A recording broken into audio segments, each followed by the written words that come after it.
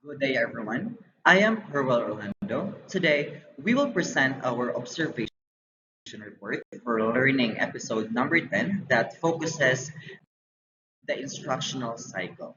So, in this episode, we will explore the essential guiding principles for selecting and utilizing effective teaching methods. In this episode, also, we will delve into lesson development through the outcome based teaching and learning approach, or what we call OBTL, that focusing on how to align lessons with the K 12 curriculum and teacher education standards. So, in this episode, it emphasizes the importance of outcome oriented lesson delivery, while also examining various types of questions and effective questioning techniques that somehow influence classroom interaction. So, by reviewing these elements, we will reinforce key theories from the teaching methods and strategies, courses, and other educational subjects that will help to enhance our understanding of impactful teaching practices.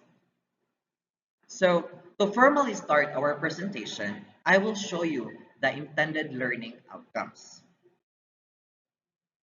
So as you can see here, at the end of this episode, we must be able to identify the application of some guiding principles in the selection and use teaching strategies.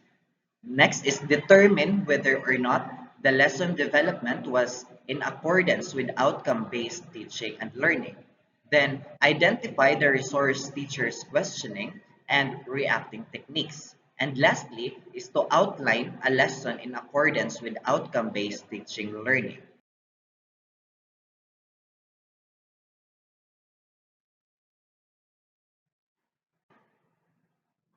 At this juncture, let's revisit the learning essentials. So as you can see, there are guiding principles in the selection and use of teaching methods. So the first guiding principle is learning is an active process. So when we say learning as an active process, it means that acquiring knowledge and skills requires engagement and effort from the learner. So rather than passively receiving information, active learning involves interacting with the material through activities like problem solving, discussions, and practical application. So in this approach, it will help deepen understanding, improve retention, and of course, foster critical thinking by encouraging our future learners to actively participate in their own learning journey. So now let's proceed to the next principle, which is the more senses that are involved, the more and the better the learning. So when more senses are involved in learning, it enhances the depth and retention of information. So engaging multiple senses helps create a more comprehensive mental representation of the material. So for instance, seeing and hearing information simultaneously can reinforce understanding and memory because it activates different neutral pathways, making the learning more robust and more integrated. So imagine class or imagine everyone that when you are learning about a plant, then if you read about it, then that is seeing. Then when you listen to someone who explaining it, then that is hearing. And then you touch and smell the plant, then that is touching and smelling. So basically, you are using multiple senses. So this combined sensory experiences helps you remember the plant's characteristics better than if you only read about it or only saw pictures of it. Now, let's proceed to the third principle, which is a non-threatening atmosphere. So, it makes learning easier because people feel safe and comfortable. When learners are not worried about it, making mistakes or making judged, they are more likely to ask questions or they are more comfortable to interact with their teachers. And also, they are more likely to participate and engage with the material. So this supportive environment helps them understand and remember information better. Now, let's proceed to the fourth principle, which is emotion has the power to increase retention and learning. So we all know that emotion can boost learning and retention because it makes information more meaningful and memorable. So when people experience strong feelings such as excitement, curiosity, or even stress, their brains pay more attention and create stronger connections with the information. So this makes it easier to recall the material later. So for this instance, a passionate teacher, especially Kita as a future educator, compelling story can make lessons more engaging and help students remember what they have learned. So the fifth principle emphasizes that good teaching goes beyond recall information. So, when it comes to teaching, as a future educator and aspiring educator, we have to think that good teaching is about more than just helping students remembering facts. So, it involves helping them how to understand concepts deeply, how to think critically, and how to apply those learnings that they have learned in different situations. So it is about guiding them to think for themselves and connect ideas rather than just memorizing and repeating information. So somehow it is all about encouraging our students to collaborate or to have a collaboration with their classmates. Now, let's proceed to the next principle, which is learning is meaningful when it is connected to students' everyday life. So, learning is more meaningful when it connects to students' everyday lives because, or in a sense, that it makes the material more relevant and engaging. So, when students can see how what they are learning applies to real life situations or their own experiences, they are more likely to understand and remember the information. So this practical connection helps them see the value of what they are learning and can increase their motivation also and interest in the subject. Now, the last guiding principle is an integrated teaching approach. So in this way, it is more effective in teaching isolated bits of information. So that is the seventh principle. So as being a teacher, we have to think that when it comes to teaching, it is more efficient when an integrated teaching approach connects different topics and concepts since it makes learning more meaningful and easier to understand. So instead of learning separate bits of information in isolation, students see how these pieces fits together and relate to real world situations. So this helps them grasp concepts and understands it more deeply and apply their knowledge more effectively.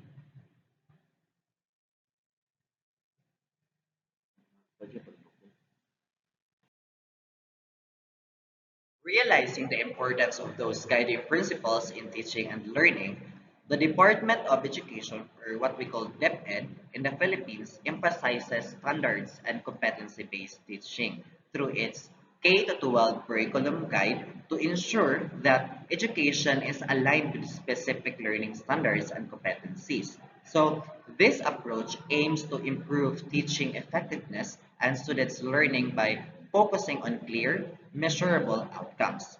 On the other hand, the Technical Education and Skills Development Authority, or what we call TESDA, has been implementing competency standards-based teaching and assessment practices ahead of DepEd and the Commission on Higher Education, or what we call CHED. So, TESDA's approach emphasizes specific skills and competencies required for various technical and vocational fields. So, in this way, the TESDA wanted to ensure that training and assessment are most likely or closely aligned with industry needs and standards. Now, the CHED Memorandum 46 Series 2012 requires Philippine higher education institution to implement outcome-based education, or what we call OBE, which focuses on achieving specific learning outcomes. So outcome-based teaching and learning, or what we call OBTL, applies this approach in classroom settings, aligning teaching methods and assessments with defined competencies. So it is similar to the K-12 curriculum competency-based and standards-based methods. So when you apply OBTL, you see to it that teaching learning activities or what we call TLA and in turn the assessment task are aligned with the intended learning outcomes.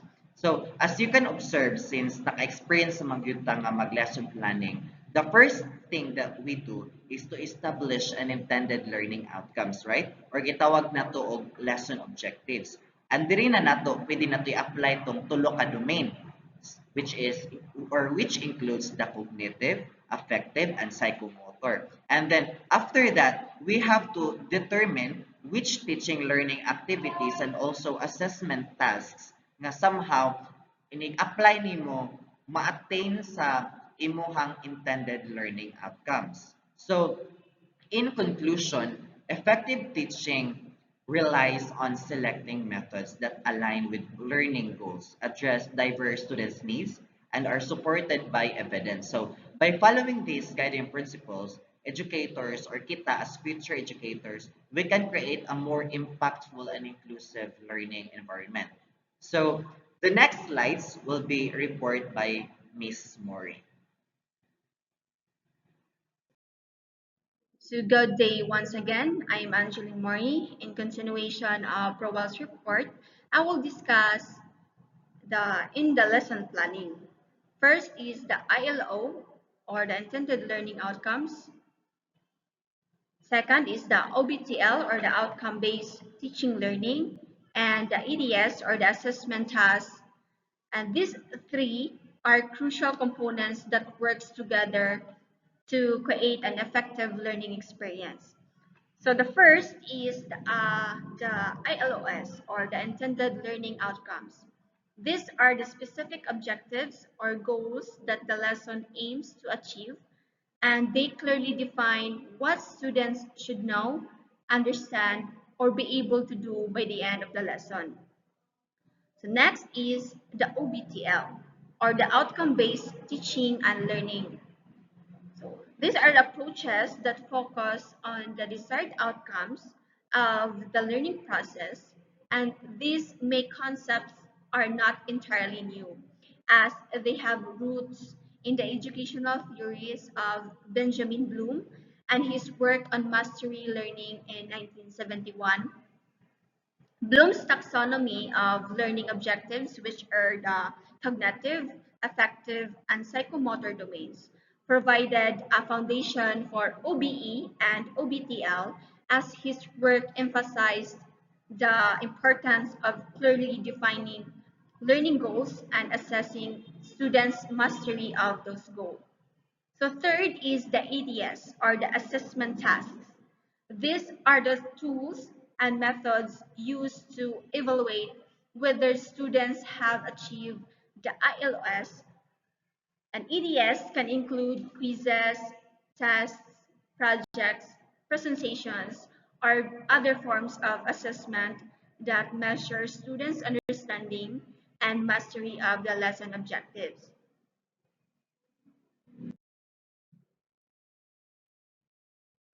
So for effective teaching, it is essential that teachers have a strong command of questioning and reacting techniques. So these skills are vital in fostering an interactive and engaging classroom environment where students are encouraged to think critically and participate actively. So first is the questioning techniques. The ability to ask the right questions at the right time. It is a key skill for teachers.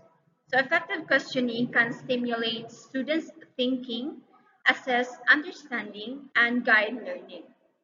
Different types of questions can be used depending on the lesson's objectives, ranging from factual recall to higher order thinking that requires analysis, evaluation, or problem solving. So next is the reacting techniques.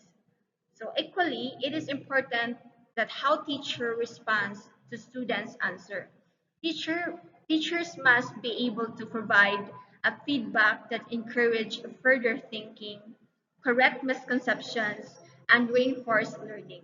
Reacting appropriately to students' response helps create a positive learning environment and supports students' confidence and participation.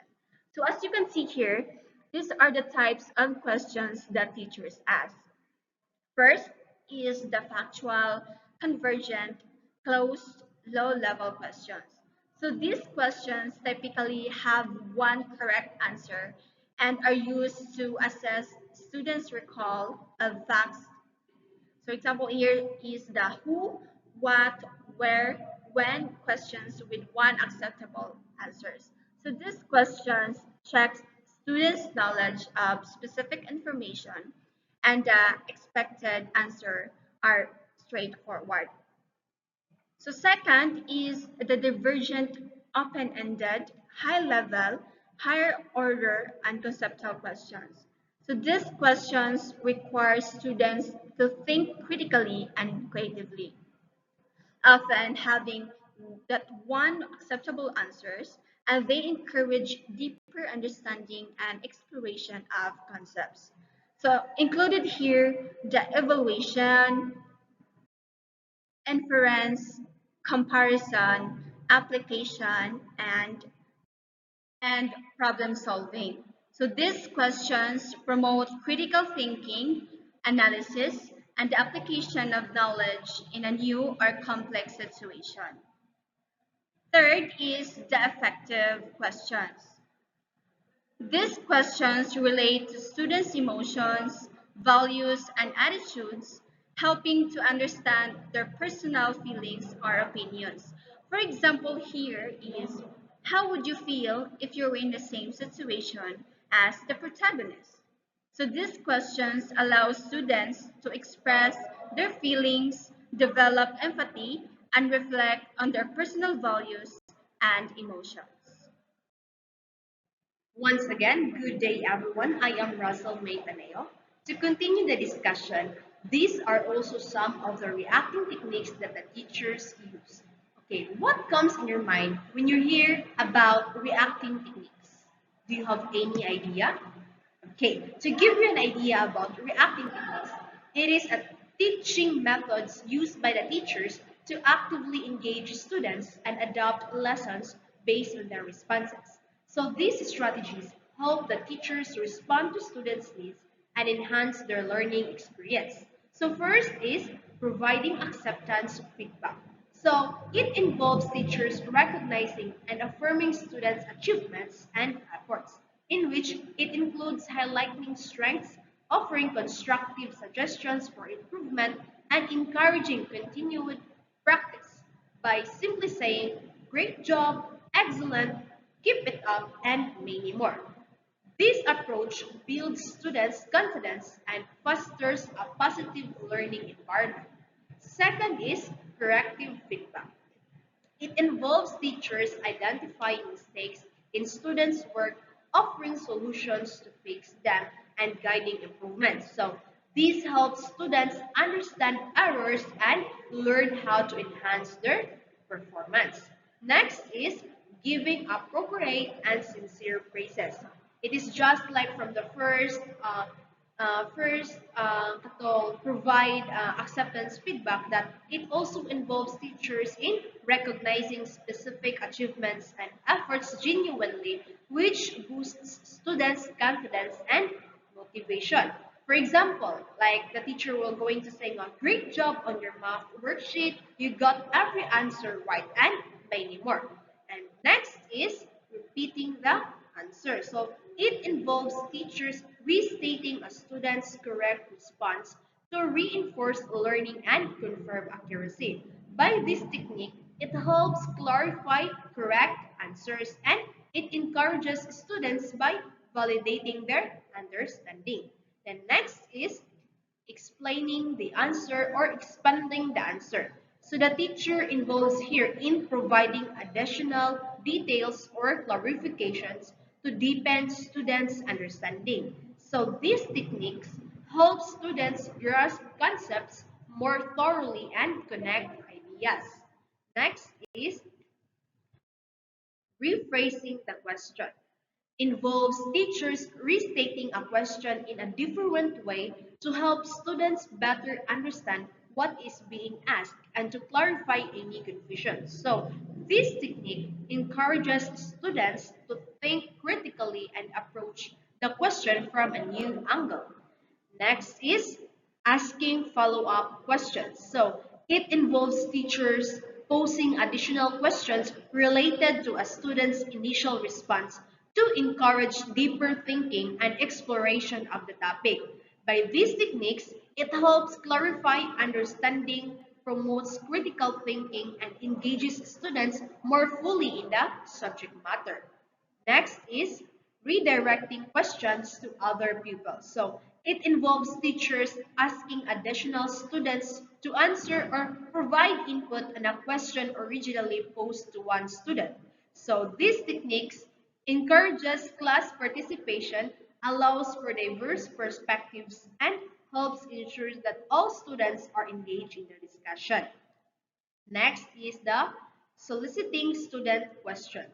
So it involves teachers in encouraging students to ask their own questions about the lessons or topic, or they have any confusions about the topic.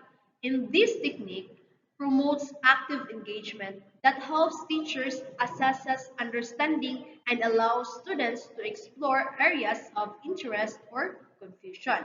Next is encouraging through nonverbal behavior. It involves using gestures, facial expressions, and body language to support and motivate students. So this includes nodding, smiling, or giving thumbs up to show approval and boost students' confidence without using words. Next, criticizing a respondent for their answer.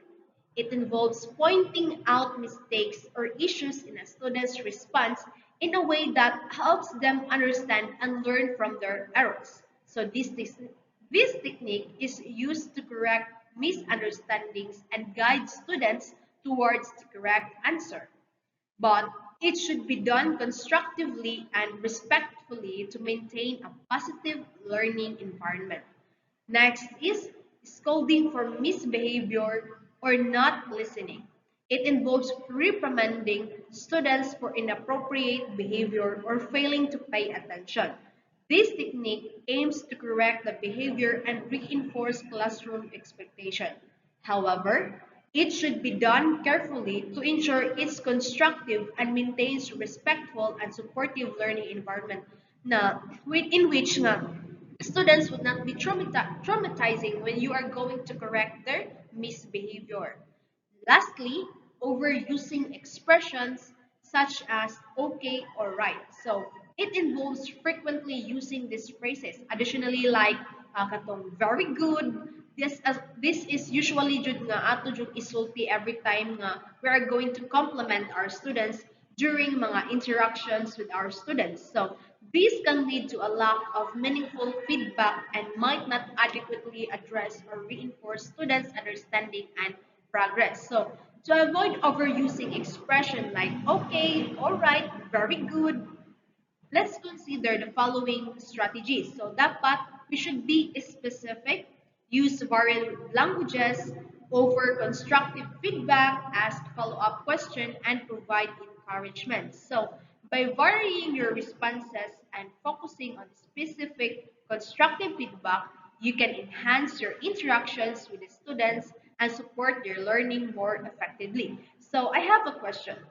Why is it important for us teachers nga we should use these reacting techniques?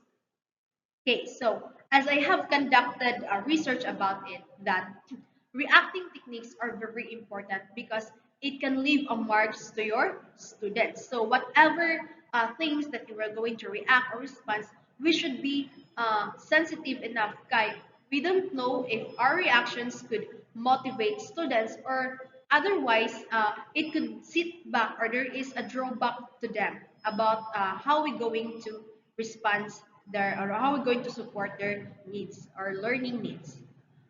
So that's all. The next presenter will be Miss Aguilar. Good day, everyone. I'm Cristal Marie L. Aguilar. Now let's delve in the observation part in 10.1, entitled Applying the Guiding Principles and the Selection and Use of Strategies. It was on August 21 that we conducted our observation on grade 3 students at Maasen Central School. were intended to observe the class with the use of the observation sheet would rather focus and analyze my observation with the help of these guide questions. Number one, learning is an active process. The teacher instructs the students to sing an action song before starting the class. This means that mas makatigod jud ang mga bata og they are actively involved in the learning process. Number two, a non-threatening atmosphere enhances learning. The teacher didn't humiliate anyone in front of the class, and he teach them with joy so that the students enjoy learning. This means that students need to feel safe and comfortable to learn. Number three, emotion has the power to increase retention and learning. The teacher maintains the liveliness and happiness in the learning environment to get his students enjoy and class and avoiding being bored or being tardy. Kasagaran ba diyas mga bata, dali ra maka-recall sa lesson if they feel something that they are actively engaged to the lesson. Number four, good teaching goes beyond recall of information. The teacher conducts a review before moving on the next topic to ensure that learning is taking place. This means that a good teacher helps his or her students understand and apply what they learn, not just on memorization. Next, number five, learning is meaningful when it is connected to students' everyday life. The research teacher connect their lesson in real life scenarios so that the learners will be motivated to listen their class discussion because they can relate the examples given by the teacher. Learning is more meaningful when students see how it connects to their own lives. Lastly, number six, an integrated teaching approach is far more effective than teaching isolated bits of information. The research, the research teacher goes beyond just reading from the book and helps students to see how the lesson applies in real life. They make the material more relevant and engaging by connecting it to everyday experiences. So this means that connecting different subjects and ideas helps students understand things better. So good day everyone. I'm Maria Cristel A. Credo. So I'm going to present the analyze part. So what is the best method of teaching? Is there such a thing? So there is no single best teaching method because students learn in different ways. What works for one group may not work for another. So teachers should avoid sticking to just one method. Instead, teachers should experiment with various approaches to best suit their students and classroom settings. So for me, wa gadyoy kanang best method of teaching kay ang mga students are diverse. They learn in different ways. So as a teacher, maningkamot ka og pangita og mga teaching methods or teaching strategies nga mo fit sa imong mga learners. Dili kay magpataka ra ka og hatag pero dili daay mo suit sa imong mga learners. So imo sang kanang imo bang tan-awon kung asa sila dapit mo excel or asa sila dapit ganahan kay para ang mga students mo maengganyo pod nga mo kat-on. So there's no such best method of teaching gajud kay learners learn in different ways. So, good day everyone. My name is Joy Angel Gujano. So, reflect. How do we select the appropriate strategy for our lessons? So, effective teaching requires choosing tactics that align with both teaching objectives and student needs. Since students learn differently, it's helpful to use various methods and activities in a single class. Understanding the diversity of learners and their different strengths is crucial.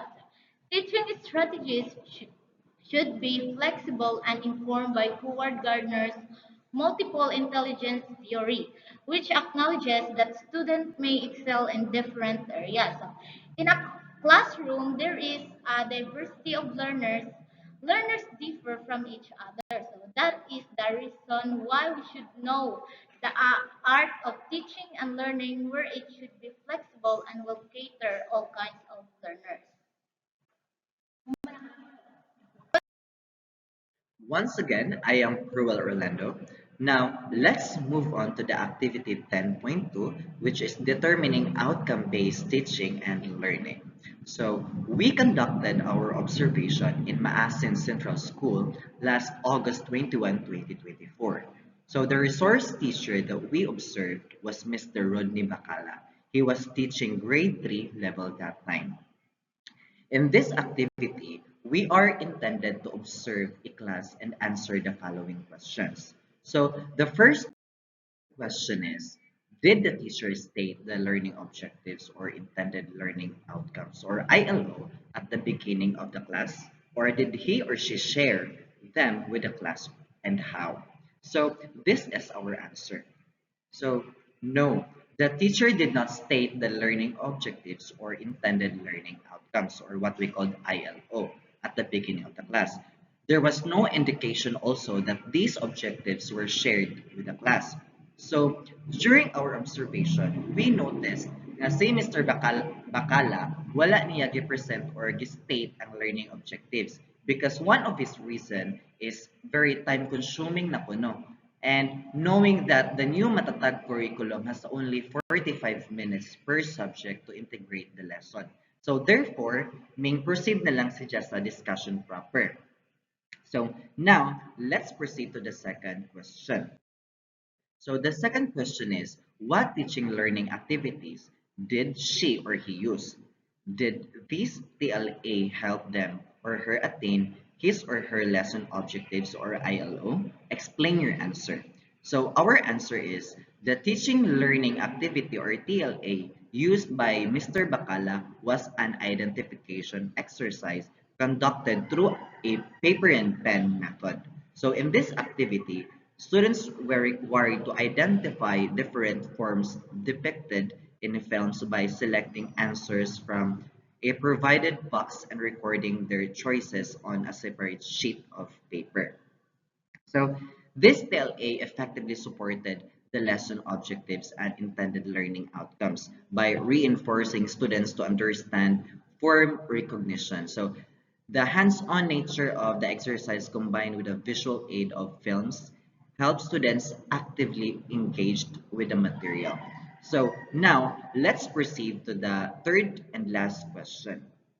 So the now, let's proceed to the third and last question, which is, what assessment task did the teacher employ? Is or are these aligned to the lesson objectives or what we call the ILO? So our answer is, the teacher used a 4 picks 1 word activity as the assessment task. So this task involves students using paper and pen to identify common elements in film imagery. So this activity aligns with the lesson objectives of describing forms and conventions of films, as it requires students to recognize and articulate key visual and thematic elements found in film.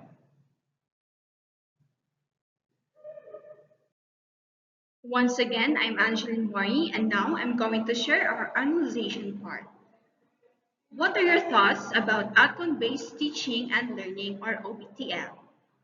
So, outcome-based teaching and learning aligns education with meaningful, practical goals and effective educational approach that centers on achieving specific learning outcomes, making education more focused and relevant to students' future needs.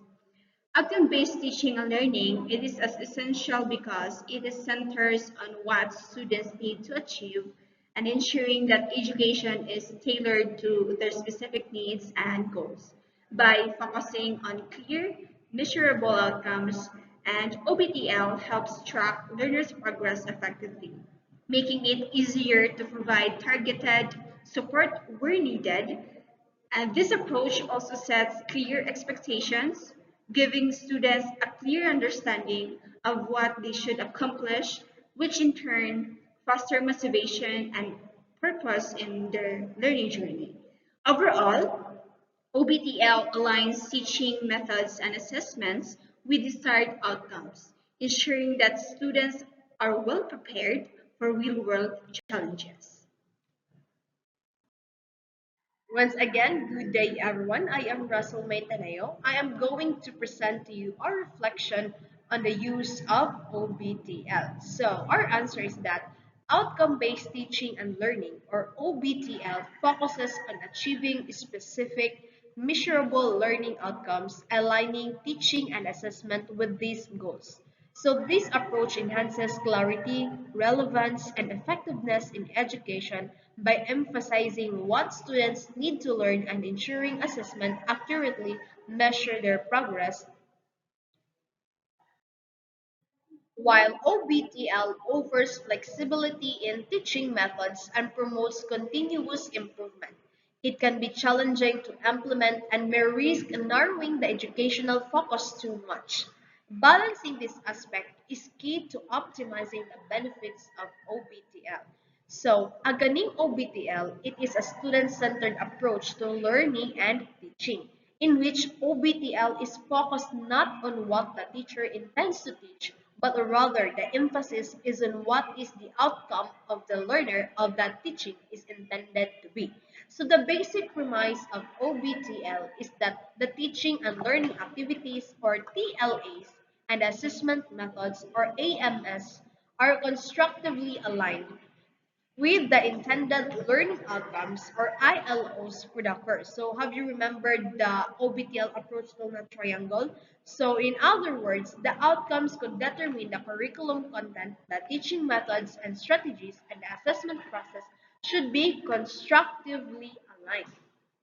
And this alignment creates an integrated learning experiences that enhances teaching effectiveness, and it also improves student outcomes as all components of the coursework synergistically toward the same educational objectives.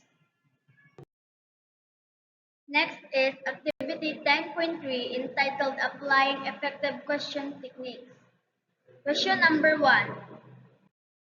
Factual or convergent, close or low level. The example question that the research teacher asked is, can we touch visual texture? Number 2. Divergent or higher order or open-ended conceptual. The example question that the research teacher asked is, how do you think adding texture to a drawing change how it looks? A. Evaluation. The example question that the teacher asked is, which technique do you think is better for showing rough texture, cross-hatching, or pointillism? Why? B. Inference.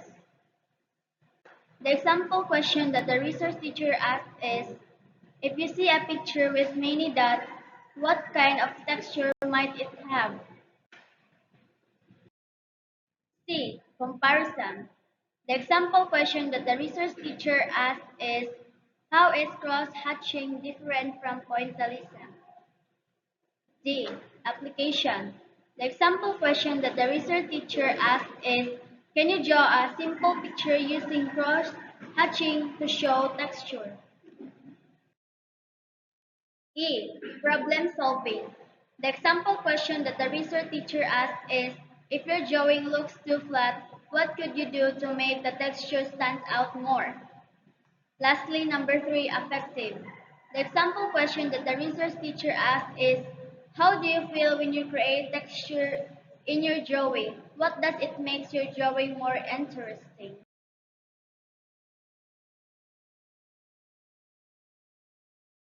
So once again, I'm Joy Angel Gajano. So analyze. Neil Postman once said, children go to school as a question marks and leave school as periods. Does this have something to do with the type of questions the teachers ask and the questioning and reacting techniques reacting that they employ?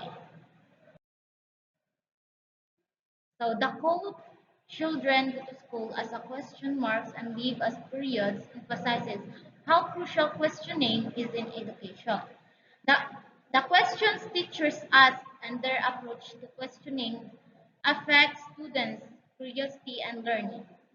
Good questioning keeps students engaged encourages ongoing curiosity. So this quotation has something to do with successful questioning of a teacher inside a classroom. That one important but critical component of the teaching and learning process is the knowledge and abilities employed in asking various types of questions in the classroom. Questions are significant variables in the teaching and learning process because children's accomplishment and level of involvement are influenced by the types of questions teachers create or utilize in the classroom. As a result, teachers must be cautious while designing or formulating questions in order to pique students' interest, elicit ideas, clarify concepts, and challenge preconceptions. When students are asked the correct questions, they improve their listening and thinking skills as a result. Teachers must evaluate their current questioning strategies.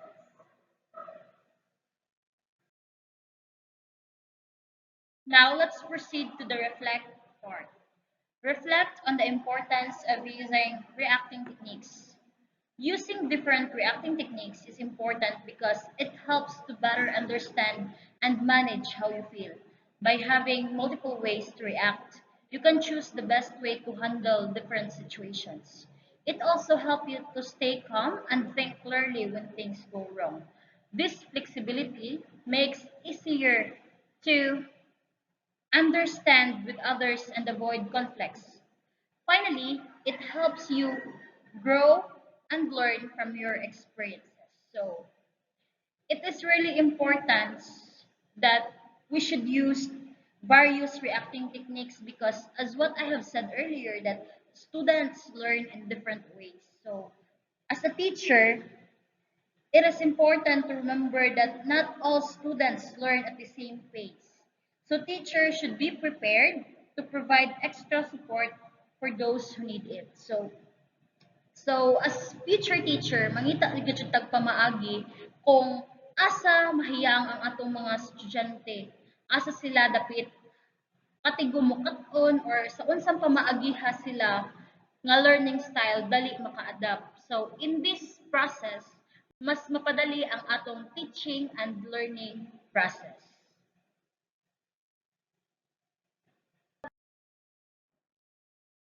So now let's proceed to learning artifacts. Show proofs of learning that you were able to gain in this episode by interviewing at least two teachers on their thoughts on OBTL. So mauni ang among learning artifacts sa ani nga episode. So dito mi sa Maasin Central School and then nag-interview mi og duha ka teacher which is si Sir Rodney Bacala ug si Sir Pilin. Ingon sila nga ang OBTL.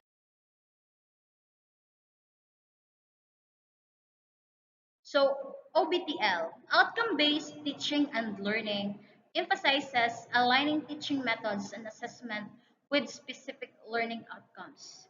The resource teachers often view that OBTL positively because it clarifies expectations for students and focuses on measurable results. It can lead to more targeted instructions and better assessment practices. However, some challenges include the need for substantial planning and adaptation, as well as ensuring that all students meet the defined outcomes. Overall, while it may require adjustments, educators find OBTL beneficial for improving educational effective.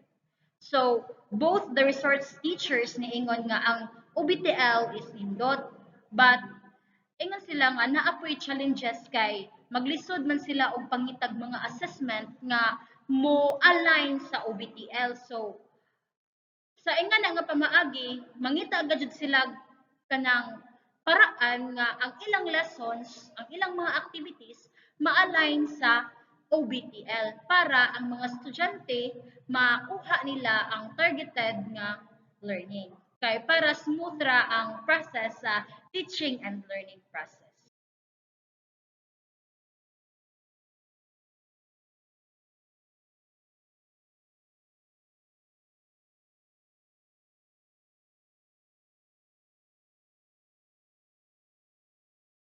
So that would be our report all about. Thank you for watching and listening.